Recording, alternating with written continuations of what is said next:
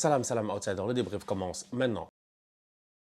Les États-Unis se font taper aujourd'hui 4-1 par la Belgique. Franchement, je ne vais pas vous mentir, c'est une défaite qui est largement méritée par les Américains. Non seulement avant le match, ils ne se sont pas gérés, mais au-delà de cela, même durant le match, ils ne se sont pas gérés. C'est des Américains qui arrivent dans cette rencontre-là avec un scandale. Le scandale de la Coupe du Monde jusqu'à présent. Parce que je ne vais pas vous mentir sincèrement, depuis le début de la compétition, jusqu'à présent, tout se passe bien. Oui, il y a eu énormément de problèmes que nous tous on sait, mais malheureusement, j'ai l'impression que personne n'y peut rien. Parce que je n'ai pas vu, je dis bien, la FIFA se lever pour essayer de se battre contre les conditions dans lesquelles étaient les Iraniens. Je n'ai pas vu, je dis bien, la FIFA se lever pour tous ces supporters qui malheureusement n'ont pas pu venir aux États-Unis pour supporter leur pays et tant d'autres choses que vous tous avez eu l'opportunité de voir. Donc du coup, vu que tout se passe bien, je ne m'attendais pas, je dis bien, je ne m'attendais pas à ce qu'ils osent faire ce qu'ils ont fait. Balogun a pris un carton rouge.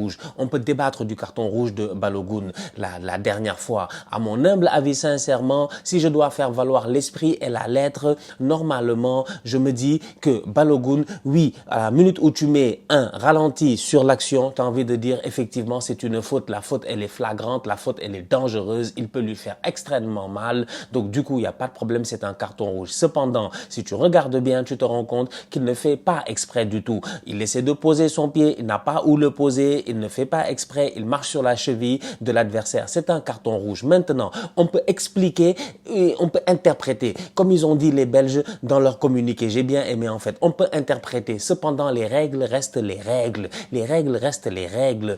On-field, sur le terrain, l'arbitre a donné un carton rouge. Il est parti à la VAR, il a vérifié, il a donné un carton rouge. Donc, ce qui veut dire qu'il est doublement sûr de son carton rouge. À un moment donné, il ne faut pas se moquer de nous. Un président de la République ne peut pas venir en pleine compétition décider qu'il n'y a plus carton rouge. C'est trop, c'est trop.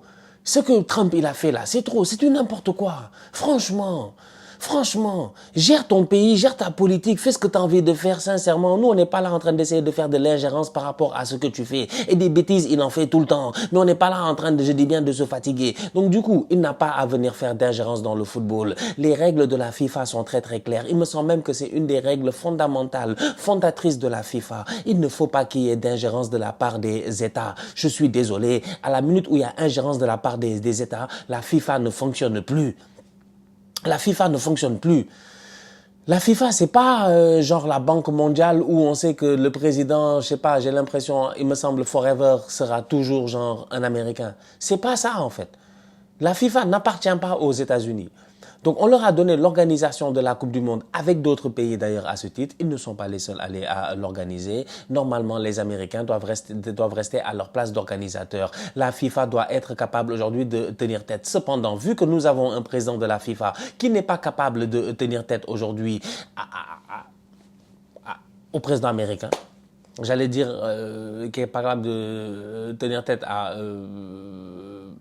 personne, ben non, parce qu'il tient tête aux autres, mais par contre au président américain, il n'est pas capable. Il n'est pas capable.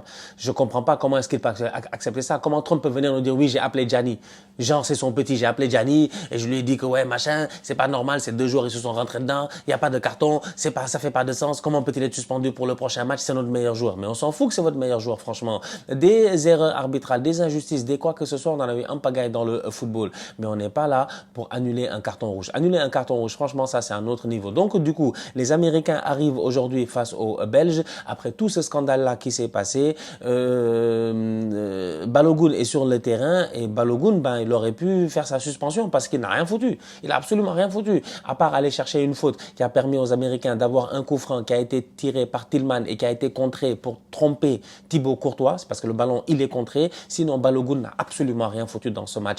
Et le problème, il est là, en fait, simplement, tu vois. C'est là où tu vois que la réalité, c'est que les Américains ont perdu le match dès le début de la rencontre. Les Belges ont superbement bien rentré dans la rencontre. Ils sont rentrés avec une intensité telle. Tu sens qu'ils avaient mal. Tu sens qu'ils se sont sentis insultés. Tu sens qu'ils se sont sentis non respectés, en fait, par cette décision de la FIFA qui est totalement injuste et injustifiée. Donc, du coup, les Belges, ils avaient envie d'en découdre. Dès l'hymne national, tu le sentais réellement. Ils sont rentrés dans la rencontre avec une intensité telle. 9 minutes de jeu, but de Charles De Ketelaere. Top performance de sa part aujourd'hui. Il aura claqué un doublé. Il a mis 2 buts aujourd'hui. Cette équipe américaine là, ça se voit que les boys qui sont là-bas, c'est des boys qui sont dans un autre monde que leur président. Leur président ne sait pas comment le monde du football marche.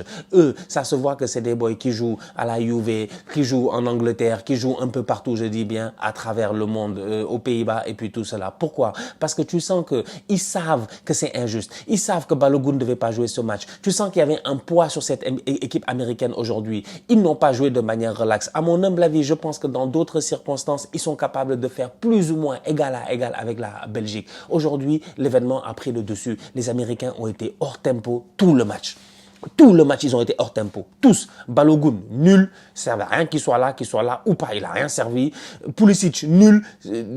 Tous nuls. Franchement, il n'y a pas un boy ici qui a été pertinent, en fait. Serginho Dest, nul. Ça les a ramenés sur terre aussi. Tu sais, ils ont gagné beaucoup de matchs dans cette compétition. C'est des Américains. Tu vois, moi, je les connais très, très bien. Je les connais très, très bien. Je vis dans ce continent nord-américain depuis des années et des années. J'ai vécu ici pendant des années et des années, tu vois. Donc, du coup, moi, je les connais très bien. Ils aiment bien, genre, se glorifier. C'est pas pour rien que quand tu gagnes la NBA ou n'importe quel autre sport, la MLB ou whatever you win, ou même le Super Bowl, ils vont te dire they are champions of the world. Ils sont convaincus en fait qu'ils sont meilleurs dans tout. Cependant, au football quand même, faut qu'ils se calment. Faut qu'ils se calment. Ils nous ont énervés là avec cette affaire de carton rouge. Donc c'est des Américains qui étaient pumped up. Ils étaient très très chauds. On pensait qu'ils allaient venir, ils allaient détruire tout le monde. Ils se sont fait taper par les Belges. Et nous tous, on sait quand même, avec tout le respect que j'ai pour les Belges,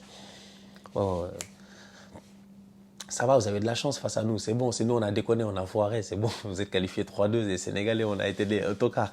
Avec tout le respect que j'ai pour les Belges, c'est pas l'Argentine, c'est pas la France, c'est pas... Voilà. Donc, c'est pour dire. Donc, les Américains, ils font les malins, c'est les Lukaku, ils viennent leur mettre 4 buts. Rah! Ils ont bien tapé, comme du n'importe quoi, doublé de Charles de Ketteler. Donc, comme j'ai dit dès le début de la rencontre, tu sens qu'ils ont été touchés par cette affaire-là. Tu sens qu'ils sont rentrés sur le terrain avec honte. Moi, je sens qu'ils avaient honte. Je sens qu'ils avaient honte. Et la honte, c'est pas bien. La honte, c'est pas bien. La honte, ça t'empêche de performer. Et je pense que c'est ça qui les a empêchés aujourd'hui de performer. Je pense qu'ils avaient honte, en fait. Ils sont rentrés sur le terrain avec ce poids-là de se dire que... Balogun ne doit pas être là parce qu'ils savent que dans leur club, dans la vie de tous les jours, dans les clubs dans lesquels ils partagent avec les joueurs belges et de la Coupe du Monde et tout, ils savent que ça n'existe pas ça en fait et que là on a juste cédé à un caprice du président américain, ce qui dans un monde normal ne devrait pas arriver, ce qui montre qu'à mon humble avis, je pense que la personne qui est à la tête de la FIFA n'est peut-être pas la meilleure personne en fait, sincèrement, je pense que nous tous on le sait. Donc attendons de voir ce qui va se passer. Est-ce que les Belges vont poursuivre? J'espère qu'ils vont pas lâcher cette affaire, c'est pas parce qu'ils ont gagné qu'ils vont lâcher l'affaire. J'espère qu'ils vont poursuivre ce cas-là, qu'ils vont l'amener jusqu'au TAS, parce qu'il va falloir à un moment donné que quelqu'un soit imputable. Infantino ne peut pas venir nous dire que oui, machin, il y a une commission. Quelle commission? Ouais, je ne peux pas venir nous raconter n'importe quoi, parce que Trump nous a dit, j'ai vu qu'il y avait carton, j'ai pas aimé ça, c'est notre meilleur joueur, j'ai besoin qu'il joue, j'ai appelé Gianni. C'est ce qu'il nous a dit. Donc franchement, ne nous prends pas pour des tocards frérots. Je peux même pas lui dire tonton, c'est un frérot, c'est un tocard. Donc, du coup, comment ça s'appelle? Donc, ouais, franchement, je vais pas vous mentir, ça a été une belle performance de la part des Belges. Ils ont été très bons aujourd'hui. Leandro Trossard, passeur décisif, il a été très bon sur le côté, assez virevoltant. Luke Bakio a amené cette vitesse-là qui manquait un peu à cette équipe belge, tu vois. Quand il sortait du banc, il était pertinent. Là, aujourd'hui, franchement, il a été très, très bon. Moi, j'ai beaucoup aimé ce match-là parce que face à des Américains qui vont très vite, qui sont rapides aussi, tu vois, c'est des sprinters. Faut que tu aies du répondant et aujourd'hui, les Belges, ils avaient du répondant. Seul petit bémol, la blessure de Onana à la 20e minute, c'est ça? Malheureusement, il sort. Torsion du genou, ça se voit, je sais pas. Il a essayé de, je sais pas, torsion du genou. Torsion du genou, c'est des choses qui peuvent arriver. Il est en attelle, il a une attelle sur le genou à la fin du match. J'ai bien peur que sa Coupe du Monde soit terminée. Donc voilà, ça c'est un peu ce qui est dommage. Sinon, à part ça, les Américains ont donné un but aux Belges avec le gardien américain qui a pas été bon du tout en fait, qui s'est pas géré. Je sais pas ce qu'il a fait, il a tergiversé à l'entrée de la surface de réparation. Les Belges ont été très bons sur le pressing, ils ont pressé beaucoup. Tu sentais qu'ils avaient vraiment la hargne et l'envie de vouloir gagner aujourd'hui et ça, moi, j'ai beaucoup apprécié. Énorme pressing de la part des Belges sur le gardien américain qui perd le ballon à l'extérieur de la surface de réparation. Il a eu l'opportunité de dégager, il ne l'a pas fait. Il a essayé de faire une feinte, ça n'a pas marché. Le ballon est perdu. Van Aken place le ballon et le ballon rentre dans les filets vides avant que Lukaku vienne les crucifier en toute fin de rencontre. Ce que j'ai aimé dans le but de Lukaku, non seulement c'est un très beau but, un peu comme le but de Haaland, un peu, tu vois, genre ce genre de frappe à l'entrée de la surface de réparation sans trop d'élan. dans la surface de réparation pour Lukaku même, mais sans trop d'élan. Et puis tout, il se retourne, bang, il frappe. Ce que j'ai aimé de ce but-là, c'est que non seulement c'est le 4-1, c'est en toute fin de rencontre, c'est vraiment la cerise sur le gâteau, mais au-delà de cela, dans la célébration, tu sens qu'il est en train de parler en fait à la tribune présidentielle en fait. Tu le sens, tu vois. Et aujourd'hui, la réalité, elle est là. C'est que nous, en tant que supporters, en tant que fans de football, on a vu ça et on s'est dit c'est du n'importe quoi. Et les joueurs aussi, ils ont dit c'est du n'importe quoi. Et le monde entier a dit c'est du n'importe quoi. Infantino, il sait que c'est du n'importe quoi. Donc je ne comprends pas pourquoi il a accepté ce n'importe quoi, sincèrement. En toute honnêteté, quoi. En toute honnêteté. Donald Trump, c'est un adulte. Tu peux lui expliquer les règles. Il va comprendre les règles et puis on passe à autre chose. Donc, ça n'a pas été le cas. Les joueurs étaient fâchés. Lukaku a claqué son but et fallait le voir. Il a fait ça et après, il a fait ça à la tribune présidentielle, je pense, en disant you, you, you. Et après, ses coéquipiers sont venus un peu pour le calmer. Tant mieux. Tout est bien, qui finit bien. Victoire de la Belgique qui a été excellente aujourd'hui face à cette équipe américaine qui a été très nulle. Franchement, très nulle. C'est leur niveau en fait, franchement c'est leur niveau.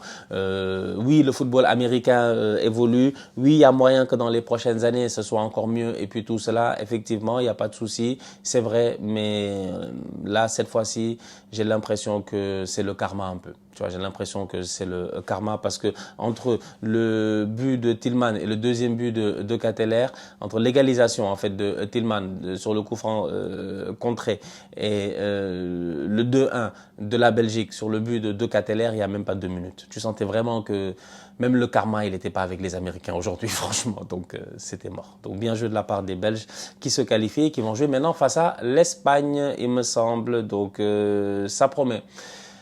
Ça me rend triste un peu pour le Sénégal parce que je me dis, il y avait moyen quand même, franchement. On était à 5 minutes, quoi, 5 minutes plus temps additionnel près de jouer les États-Unis et on aurait sûrement tapé les États-Unis et de devoir jouer l'Espagne. Ça aurait été cool. Mais bon, c'est comme ça, c'est le football. Ça nous apprendra. On doit travailler, se gérer. La Belgique a maintenant un gros os devant elle. Les champions d'Europe en titre, ils se connaissent entre Européens, donc ça promet. J'ai hâte de voir comment cette équipe belge-là va s'en sortir. Mais jusqu'à présent, Rudy Garcia, ça passe. Franchement, ça passe. C'est une équipe qui, petit à petit dans la compétition, je pense qu'elle va peut-être prendre un peu plus de...